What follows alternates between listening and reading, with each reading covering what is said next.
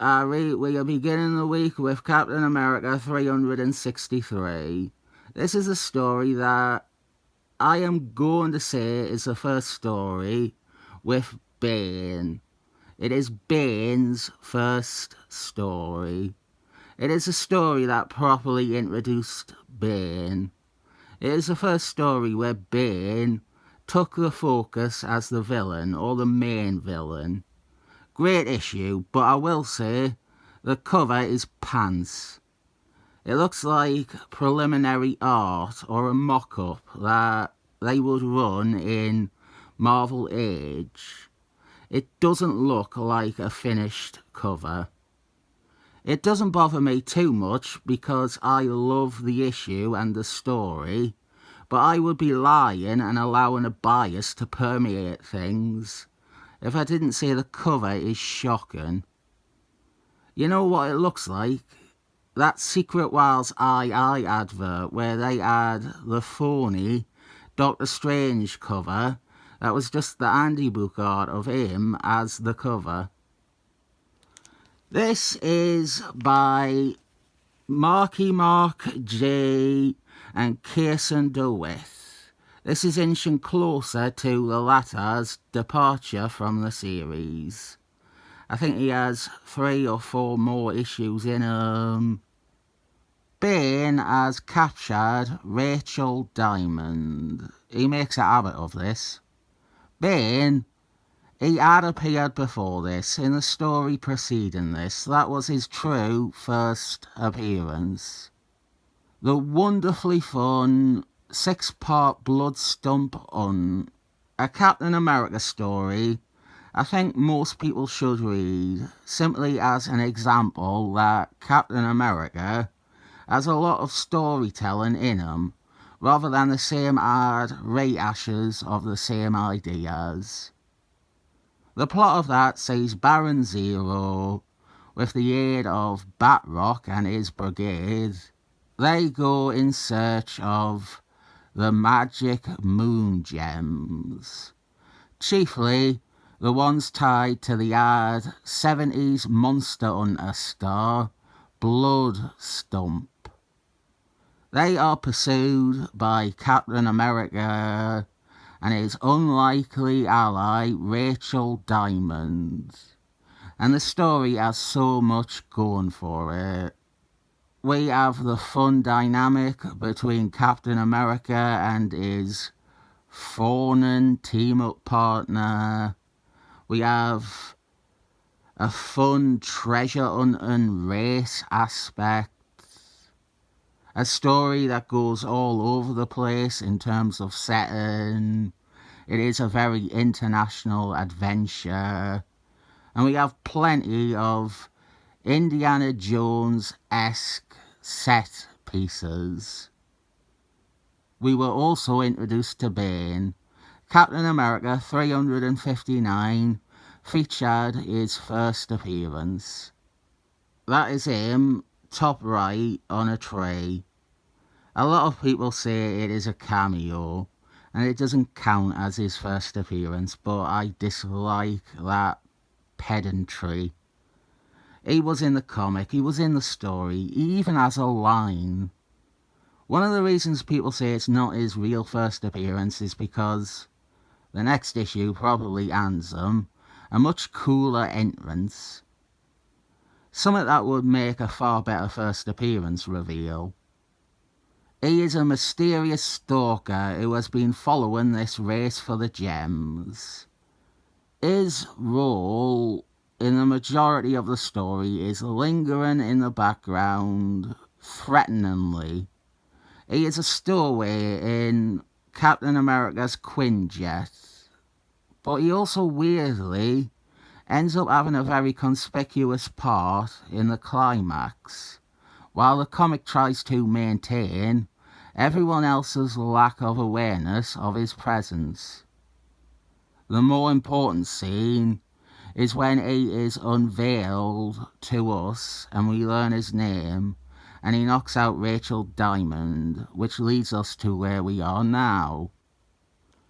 Bane takes Rachel to Blackpool, the crime-ridden shithole Blackpool, as featured in Wolfman's comics. Bane, he had been in those issues before, but that bit where he knocked out Rachel Diamond was the most we saw of him in that story. 4 panels is the most page time he got all at once. We never established much of anything about him, like who he was working for or what he was capable of. So here we show him beating up random people and stealing their rowboats.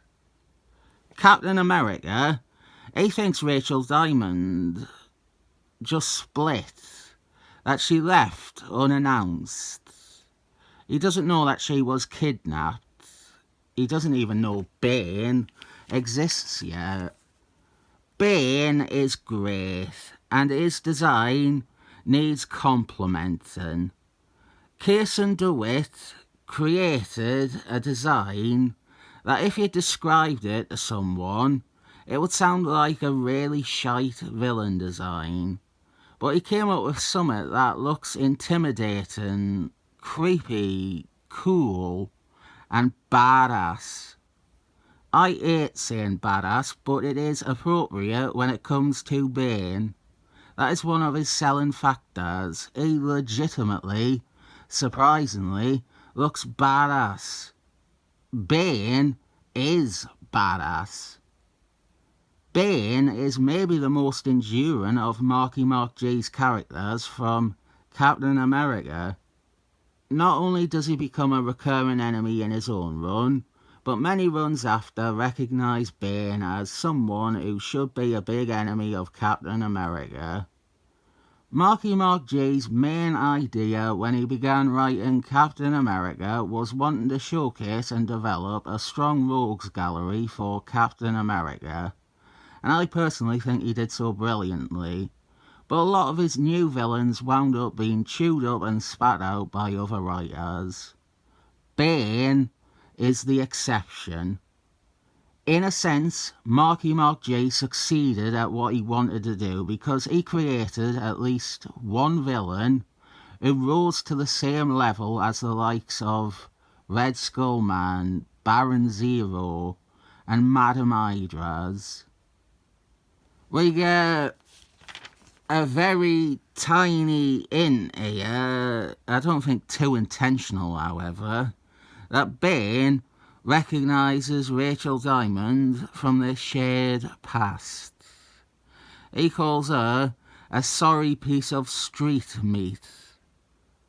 I will come to his backstory and origin, maybe in part 2 of this, but they know each other, we learn that in a few pages even. But then, back at Avengers HQ, Captain America cannot stop thinking about Rachel Diamond.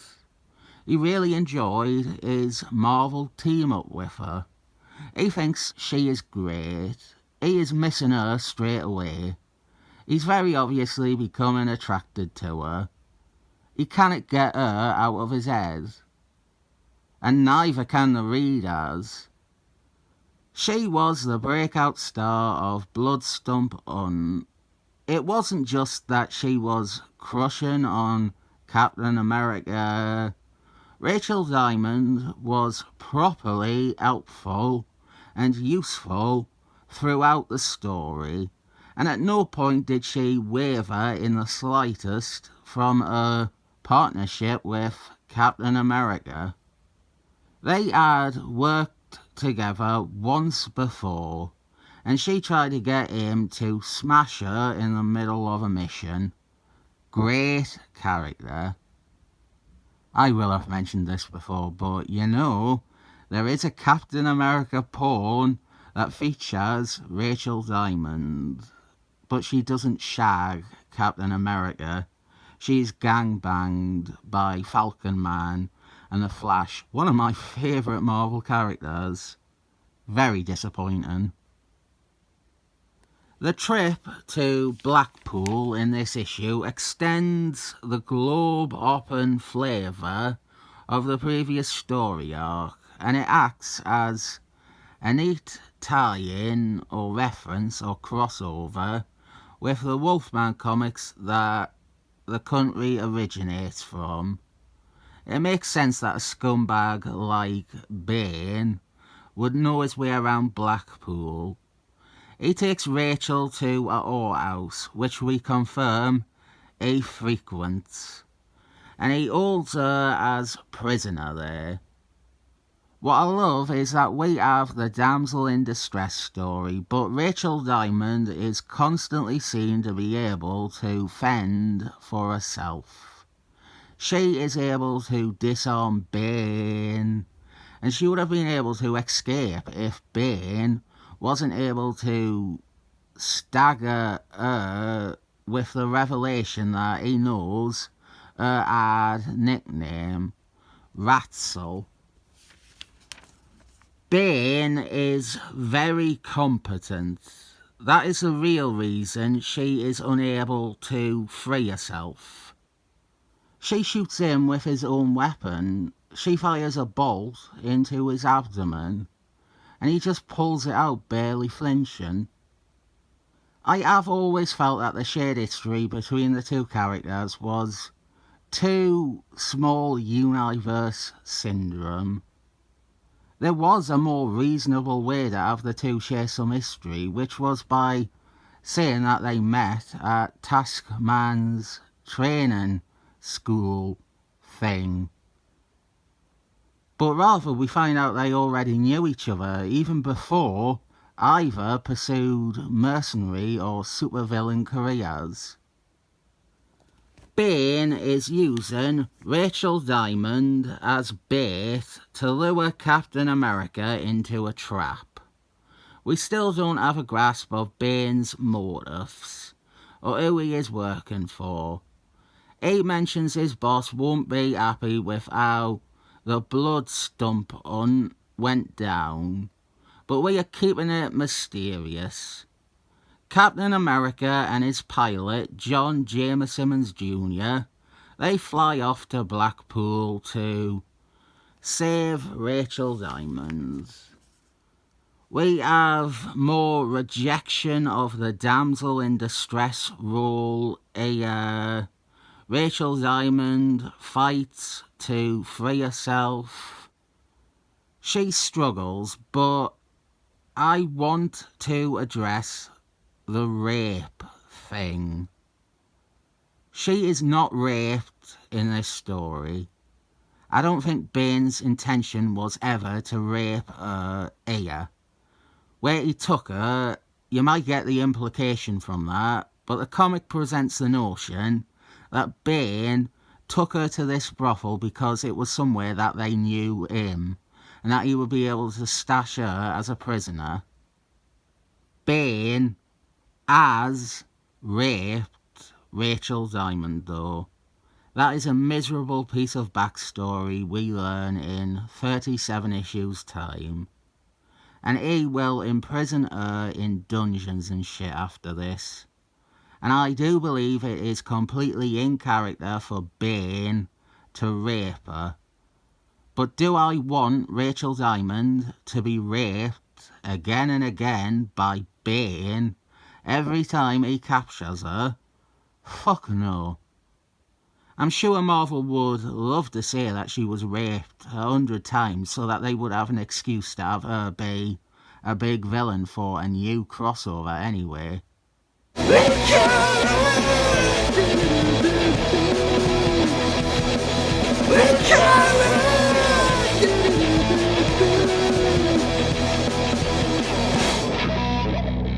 Wah, wah! Tim Seeley had it coming. We have a guest cameo from Wolfman. We see him smoking in the streets of Blackpool. Rachel continues to work on new avenues of potential escape. I keep bringing up the damsel in distress thing because while she is in that role, she is so clearly capable of breaking from that trope. she is able to unlock handcuffs here with MacGyver-style use of the room around her. And then she turns the tables on the Madame, who is very complicit in this abduction. Earlier, the Madame implied that she would make Rachel Diamond into one of her whores. I'm not sure if that was Bane's plan, that he would leave Rachel to be drugged up and made into a Blackpool prostitute. I see Bane as someone who would kill her when his use for her is over. If you are into Rachel Diamond being demeaned that way, you are a prick and I don't like you. But also, Nickelback Spencer took this great female character and reduced her to having to work as a stripper because she was unable to pay for hospital bills. One thing this story does not skimp on is the Marky Mark J image of a costumed character trying to go incognito in a mac and a hat while blatantly wearing their costume and mask underneath. Bane was dressing so earlier on, and now Captain America is doing so. And so did Linkara the Turtle. And as we reach the big showdown between Captain America and Bane, we cock-teasingly end the issue before any fight happens. It's almost as frustrating as that Captain America porn. We will pick up on this next issue though. We'll get to see Captain America fight his newest villain. I thought this would be a good one to jump back to, since we have been amping up the use of Bane over in those Capwolf issues. We have been seeing him return, and the next issues, which I will look at, give us a big cathartic Rachel Diamond versus Bane thing. We are not done yet. We have the backup story. The stuff that, had it been intercut with the main story, people would be considering Marky Mark J and his lore and subplots as some of the peak examples of comic book storytelling. We have art by Mark Brigite, and this stars Vagisil, a very minor character. She was in some issues a few years earlier. She was No Man's girlfriend for a time, ex-girlfriend now. This does pave the way for a background story arc with her that we will see in U.S.Agent's first miniseries. Two hired goons arrive to abduct her. Marky Mark J telling two stories about women being abducted in the same issue. Thank God it's not a Modern Excellent Men book, because the only people reading them are irrational nutjobs with victim complexes that would find this to be insensitive. One of the goons, the hired goons, is actually Mangala, who also came up in the Capwolf videos. I never really thought that Vagisil was a character that we ever needed to see again. She really didn't stand out at all in those ad stories. She was like a tag-along groupie. The only notable thing she did was dump No Man, because she was more into D-Man. This story involves the Power Booker and Dr. Maleficent and 50 Cent.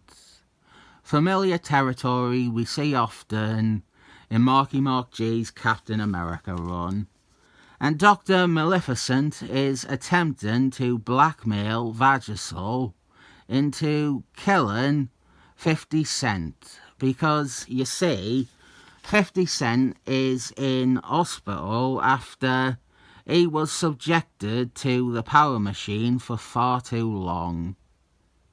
It is shitloads of dense backstory about properly incidental characters, but that is part of the charm.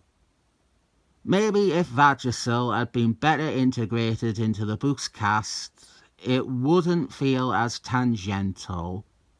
She hasn't and will never lead a story again after this two-parter, and she also had been absent for a good amount of issues before this sudden re-emergence. A lot of what we have here is acting as a follow-up to the Scourge backup stories that ran during Bloodstump on Night of the Scourge. We saw Scourge targeting 50 Cent and the Power Booker. Yeah. I fucking recommend it. You knew I would. I would be remiss to not point out the corner box image either. Starting with the blood stump on, and for some of these subsequent issues, we have the Captain America and Rachel Diamond unrequited love image. No such list exists, but top 10 corner box images easily. I'd even be willing to say possibly top 5. Maybe top 3, top 2. You know what? Top 1. 7 thumbs up.